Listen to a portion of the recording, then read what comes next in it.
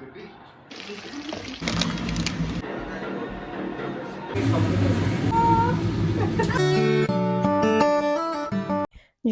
বিখ্যাত গুড় দিয়ে বানাচ্ছি নারিকেলের ভাজা কুলি পিঠা। আসসালামু আলাইকুম এভরিওয়ান। আপনাদের সবাইকে ওয়েলকাম জানাচ্ছি আমার প্রি রামাদান সিরিজ আরেকটি ব্লগে। প্রথমেই ঘিয়ের মধ্যে সামান্য দারুচিনি, এলাচি আর তেজপাতা দিয়ে নারকেলগুলোকে ভেজে নিয়েছিলাম। তারপর গুড় অ্যাড করে তৈরি হয়ে গেল মজাদার নারিকেলের পুর। বানানোর পর কিছু পিঠা ফ্রোজেন করে রেখেছিলাম আর কিছু ভেজে নিয়েছি। আর এই পিঠাগুলো আমার হাজব্যান্ডের ভীষণ প্রিয় পিঠা। ফ্রাইডের ইভিনিং স্ন্যাক্সের ভিডিও তো প্রথমেই শেয়ার করে নিলাম, আর এখন শেয়ার করছি ফ্রাইডের লাঞ্চ মেনুর ছোট একটা।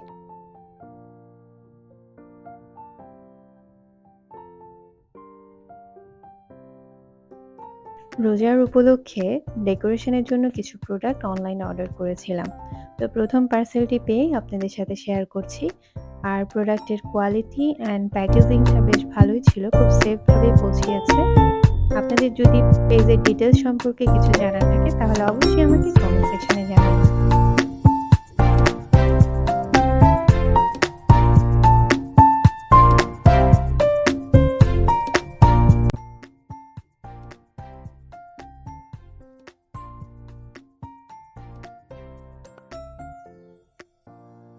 এখন চলে আসলাম কিচেনের কাজে।